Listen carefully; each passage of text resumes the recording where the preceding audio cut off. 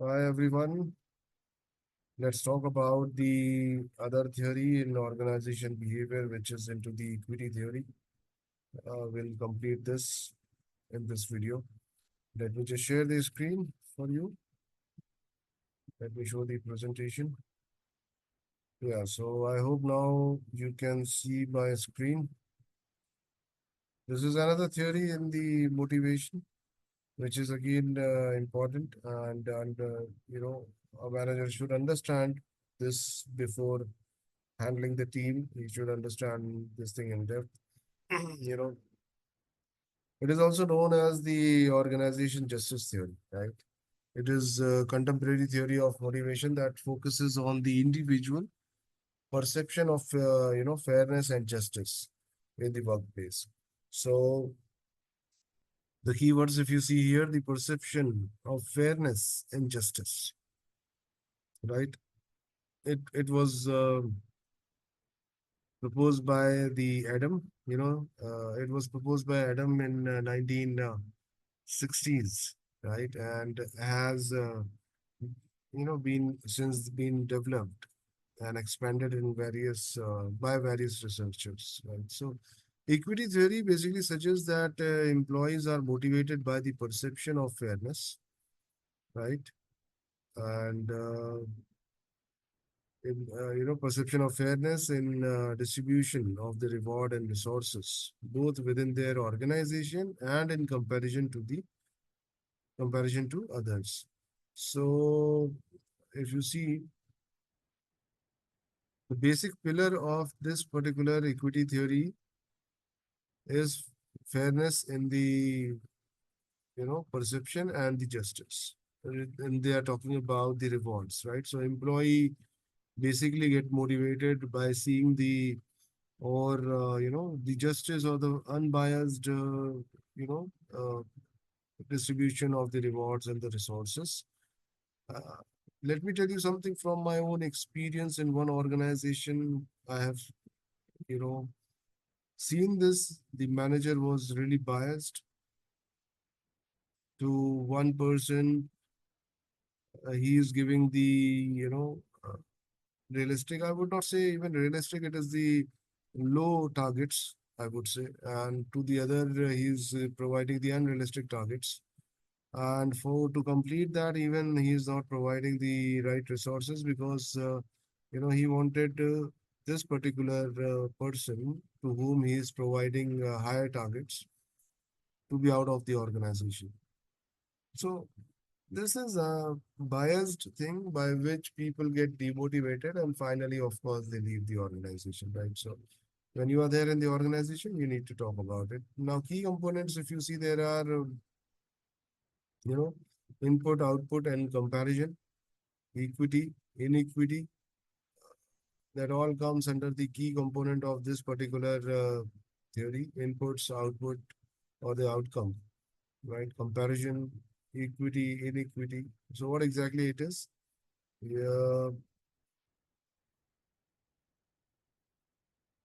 basically, when you talk about the inputs, refer to the contribution, efforts, and the resources that individual perceive themselves to be investing in their work, such as time, skills, knowledge, efforts, commitment. Uh, Employee evaluate their input based on their subjective perception of their own contribution to the organization. Perception plays a vital role, as I said in the unit one or two. I guess we had already spoken about it. You talk about the outcomes, you know, input in terms of hours worked, experience, right? Let's talk about the outcomes. Outcomes are the reward or the benefits and the outcome that individual receive from their work, such as salary, bonuses, promotions, recognition, job satisfaction also, opportunities for advancement. So employee evaluate their outcome based on their subjective perception of the reward they receive for their contribution. Why we are saying subjective perception? Because it varies. It varies, from employee to employee and individual to individual. Right? You talk about the comparison. Employee compare their input and output and the outcome rather, which they get with the others in the same domain, right? Both within the, both within and outside their organization, but within the same domain, right? To assess fairness and the equity, right? In your organization, what is happening? In my organization, what is happening? In somebody else's organization, what is happening? What is happening in my own organization with me and my colleague, right? So they compare. And this is but obvious, this is normal human tendency. They are going to compare and that they check about the fairness and the, equity. So, social comparison may involve comparing oneself to colleagues, peers, or individual in similar roles, right? You talk about the equity. Equity exists when individual perceive a balance of fairness, right? Between their input and outcomes compared to those of others. Then equity comes in picture, right? They start feeling that yes, equity is there. Whatever I am getting, the other person is also getting, and it is almost same, right? So there is fairness. So this is what it motivates people, right? But if it is not there in the absence of the equity, people will get demotivated. It's simple. Hmm. So individuals start feeling that their contribution is fairly rewarded, right? When you talk about the inequity, inequity occurs when individuals perceive an imbalance or unfairness between their input and outcomes compared to those of the others. So inequity can manifest as either under reward or when inputs outweigh outcomes, right? Or over reward when inputs, outcomes outweigh the inputs, right? So clearly or fairly rewarded or not fairly rewarded, that comes with the perception. What employee, you know, check, right? Employee perceive basically, right? The balance and the imbalance. So these are the key component. And let's talk about the principles of equity theory, which talks about the perception of fairness, social comparison, restoring equity, and organization justice. Right. So perception of fairness, basically equity theory emphasizes individual subjective perception of fairness and justice in the workplace. Perception of fairness influence employees' motivation, satisfaction, and commitment to the organization, right? But yes, it is subjective. It is possible that it is, undue expectation which he was having, employee was having. So to overcome this thing, you need to talk with the people all the time, and that is the job of the manager, right? That is the job of the manager. You need to talk. You need to understand what the other person is thinking of, right? Instead of listening to the other people, it is always good to talk with the person about him, about the person, about whom people are talking actually, right? Or you feel like, right? Directly just go and check. Social comparison, employees engage in the social comparison to assess the fairness of their input and outcomes, right? Related to the other. Social comparison may involve both upward and comparing to the higher status or the downward, right? Then you talk about the restoring equity when individuals perceive inequity, they may take action to restore balance and fairness. This may involve seeking changes in their inputs or outcomes, altering perception of others' input or outcome, right? Or withdrawing from the situation. See, when someone is in the discomfort, they would like to come back to the normal position, right? So this is what we are talking about as of now, restoring equity. Organizational justice, equity theory is closely related to the broader concept of organizational justice. which encompasses the perception of fairness in various aspects of organizational life, right? It includes the distributive justice, fairness in reward distribution, right? Procedural justice and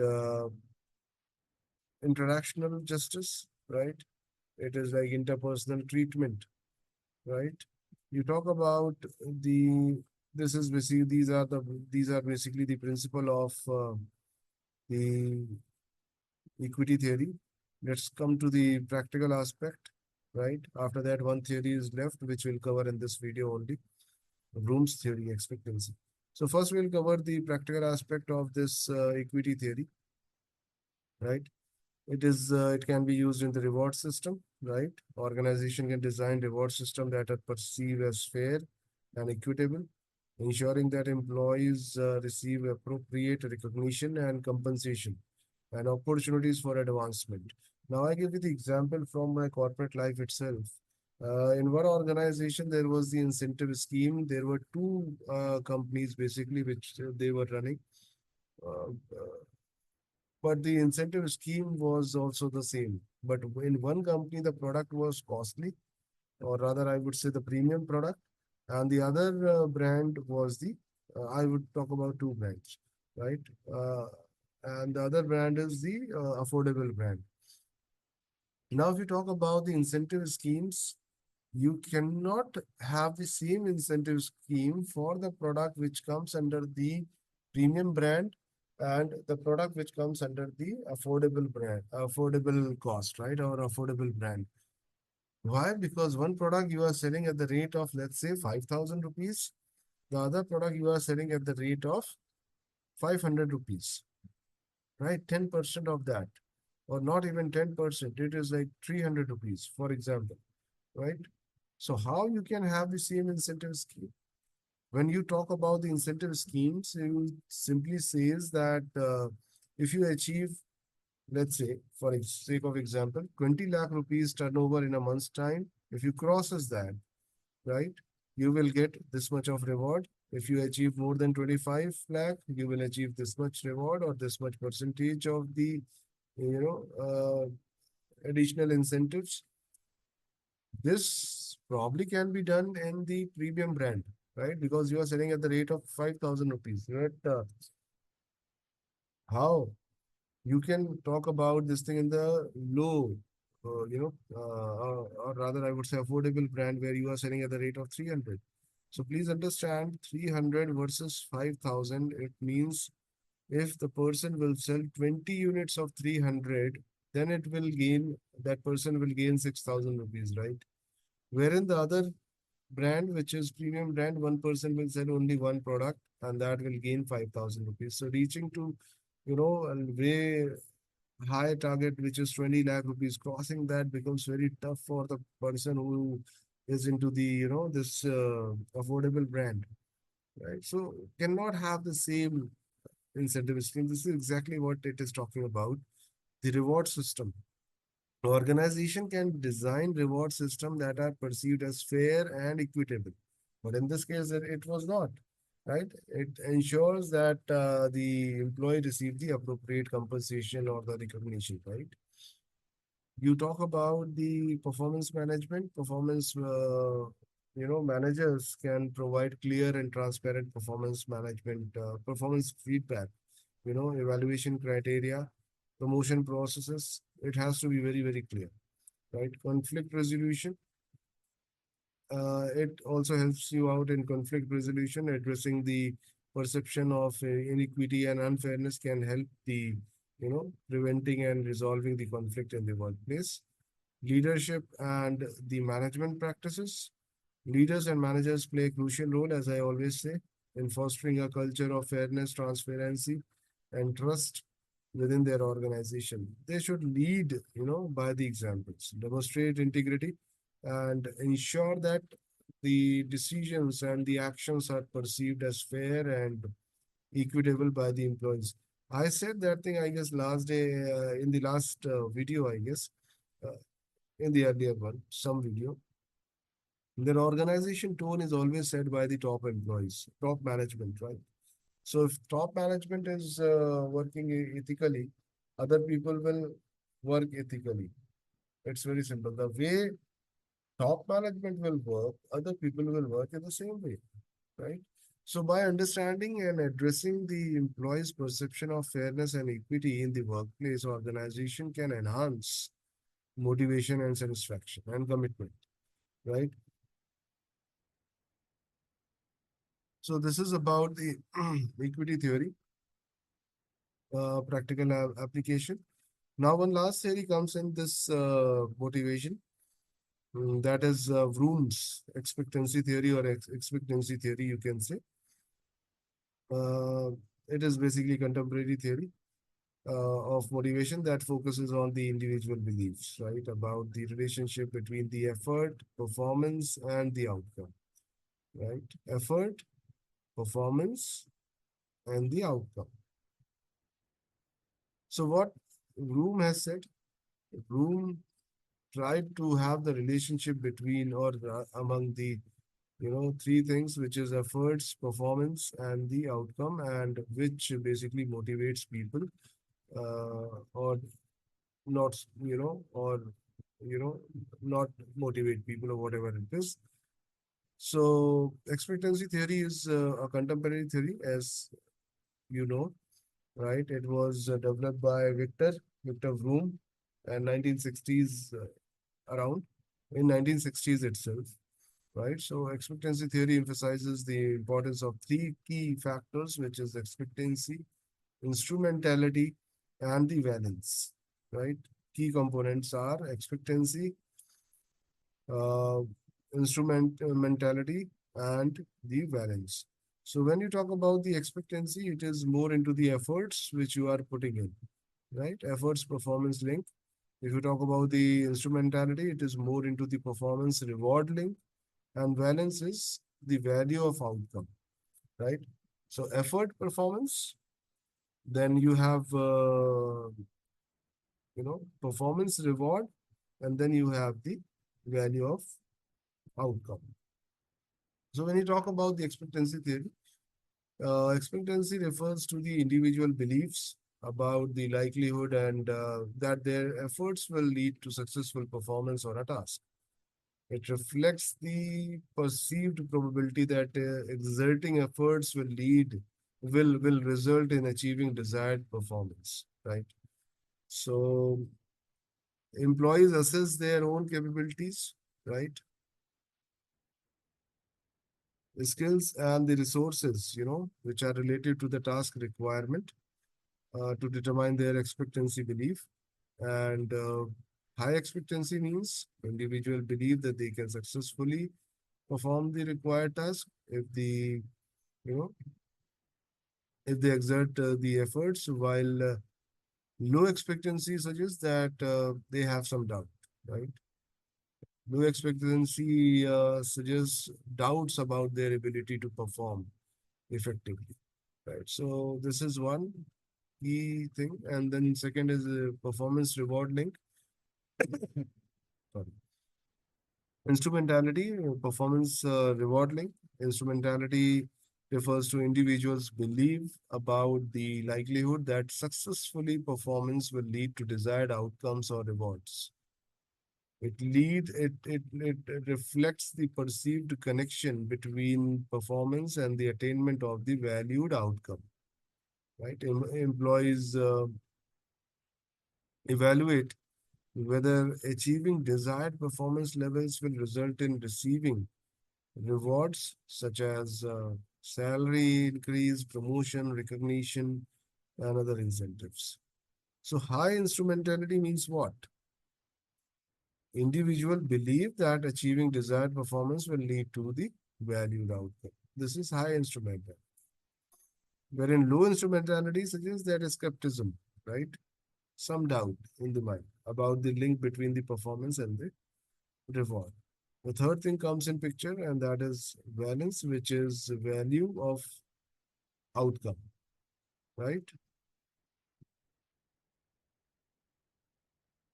This is the third thing which comes in, that is value for outcome valence. So valence refers to the value or attractiveness that individual place on outcomes or reward associated with successful performance. So reward, again, this is again very scientific thing to announce the reward for certain task. If if the task is complex and you are just giving a very small reward for it, nobody will feel motivated about it, right? If the task is normal, then it's okay. But if task is complex, and that is why you are actually announcing the reward, right? If the task is complex, you need to uh, announce the or you need to give the proper rewards, which is good enough. Uh, so valence basically refer to the value or the attractiveness that individual place on the outcome of reward associated, right? This is what it happens. There are two kind of people. Yeah, there are different people in the organization. For few, it is possible. For few, that reward which is announced by the organization, for few or too few, it will motivate, and others it will not. Now it depends. It depends on the employee's background, employee's thought process, employee's condition, whether this particular reward will motivate people or not, right? So different individual may, assign the different level of valence, as I said, right? Positive valence means individual perceive the outcome as desirable and motivating, while negative valence suggests that the outcomes are unattractive, right?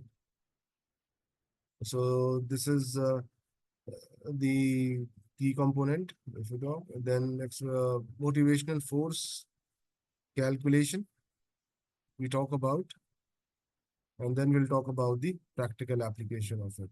How we calculate the motivational force. The motivational force to engage in specific behavior is determined by the multiplying three components. If you see here, multiplying three components together, then that's how we calculate the motivational force. The formula basically represent the motivation derived from the belief that efforts will lead to successful performance. That is expectancy. Successful performance will lead to desired outcome. That is instrumentality. And desired outcome are the valued.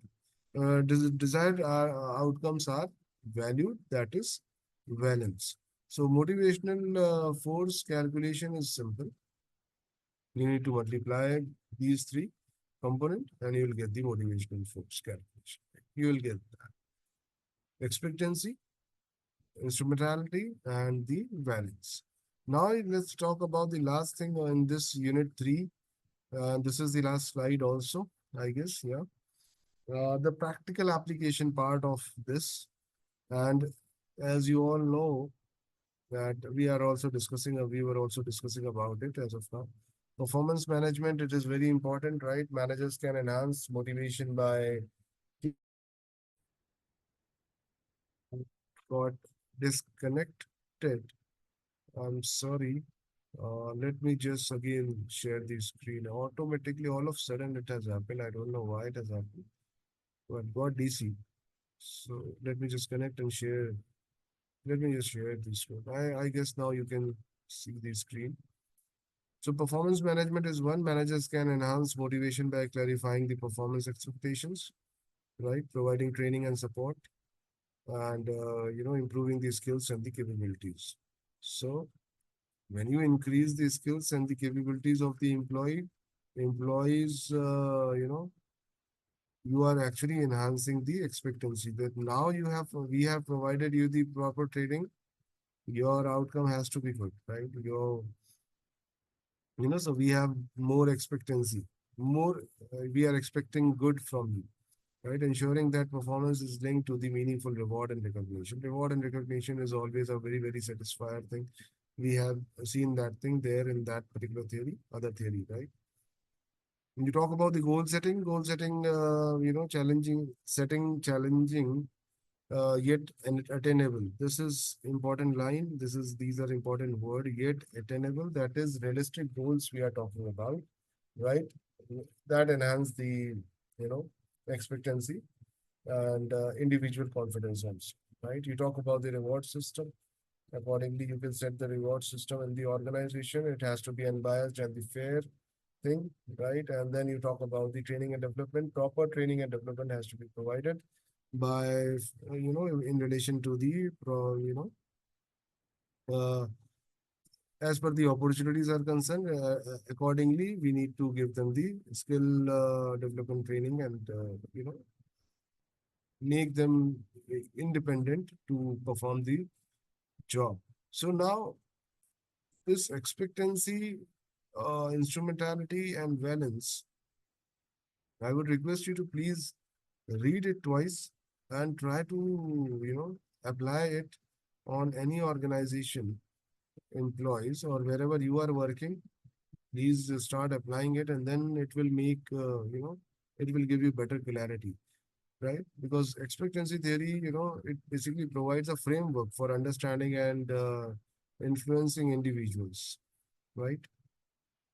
By motivating, by individual motivation, by basically addressing their beliefs about the effort, performance, and the outcome, right? So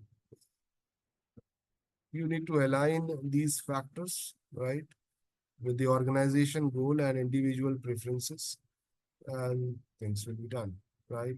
So this is important, and I'll stop here. I think this is the last slide of Unit 3. With this, I officially declare that we have finished Unit 3 also in organization behavior. In the next video, when we'll be meeting, we'll be talking about the 4th unit, which is understanding dynamics of the group behavior. As of now, we were talking about individual. Now we will be talking about group behavior. Group behavior is different than the individual, right? Certainly it is. There are people who are very good at doing tasks in the individual when they perform individually, but at times in the group they are unable to perform. It happens, or vice versa also.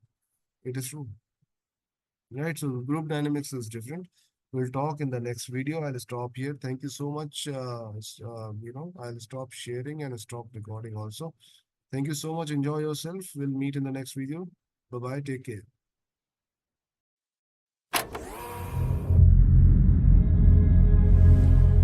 Family is the genesis of this group. Family is everything for us. They know the nitty-gritty of what needs to be done. We're each other's building blocks. It has never been two families. It has always been one. પરિવાર એ જ સર્વસ્વ છે. Without family, I think we would lose my sense of direction.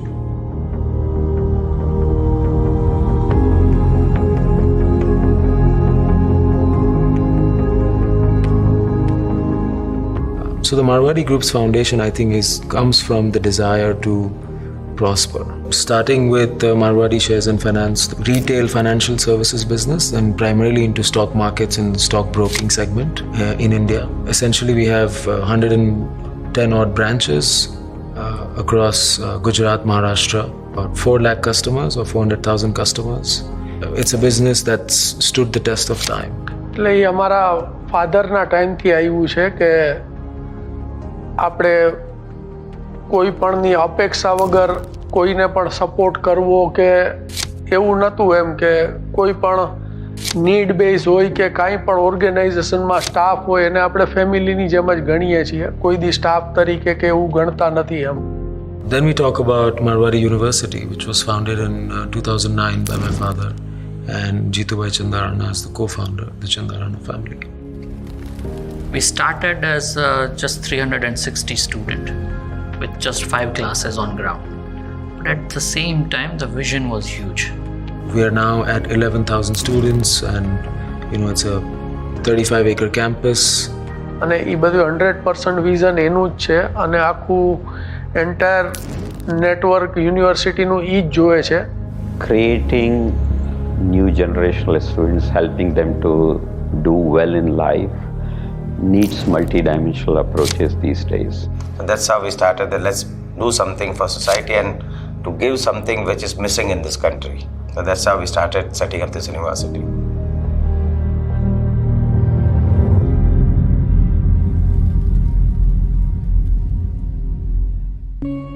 So Marwadi Chandarana Intermediaries and Brokers Private Limited.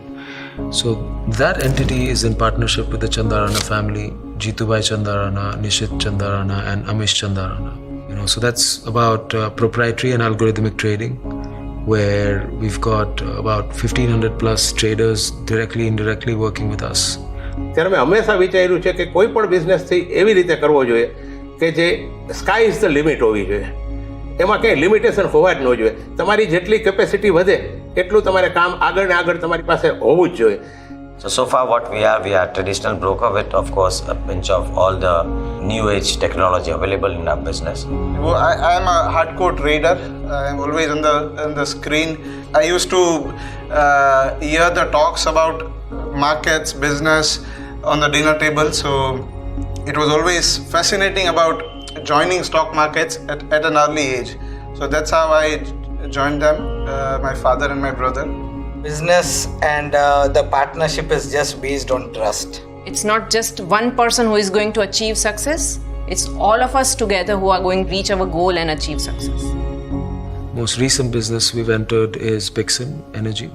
We've entered energy as a sector and power as a sector. We have around 200 people now, and one question, when we ask, why do you want to join Pixin? They have, this one standard answer that it's a group, it's a part of the Marwadi family, and that's why we want to join. That belongingness, that ownership should come if you treat them like your family members. The most recent business and the latest one is One Finance, which I founded. One Finance is essentially a reimagined personal finance institution. We started with building it on multiple values and all that, but we just wanted that one word that can define that why do we exist.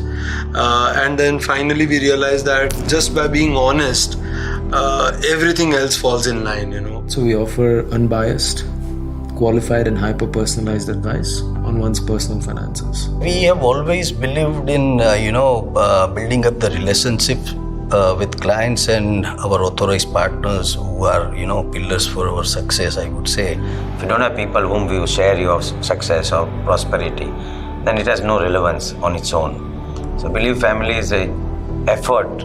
As united, we achieve something. And we all three brothers, told our father, no, we will not take this risk. But he said, no, I'm going ahead with it, whether you join us or not. And that's how we are today where we are. So it was his courage, his entrepreneurship and his ability to see future. I think that's what made us today what we are. Younger generation પાસેથી તો ઘણું શીખવા મળ્યું છે જે અમને અત્યારે નવું જે યંગર જનરેશન ડેવલપ કરે છે સારી ભાવનાથી સારી રીતે. They are carrying the legacy forward and I'm very proud to know that and to share even that. I mean it's a very proud thing for us. દરેક વસ્તુઓ છે એ પેરેન્ટ્સે પણ સમજવી પડે કે તમે એને એની રીતે કરવાની છૂટ આપો. એના અત્યારના જનરેશન પ્રમાણે એને આગળ વધવા દો. They have an open mind to take it to the next level and exploring other ways, the ways that may not have worked for them. Like every generation learns from new generation. Like what my father couldn't do, we did it. What we don't understand, they are doing it. I think the Marwadi Chandarana Group represents and lives purpose. It represents and lives impact. It represents and lives creating sustainable long-term businesses and organizations. And Marwadi Chandarana Group represents, taking risks where it matters, not just for themselves, but those who we impact directly and indirectly, right? So we employ about 4,500 people across all organizations. We've got about 5 lakh customers, students, so on and so forth. We've designed the business model in a way where the customer and the people's interest, directly or indirectly, is at the heart of our business. So we're a people-centric company. We're not a customer-centric or an employee-centric company. Without our values, Marwadi and Marwadi Chandarana Group won't be where it is today.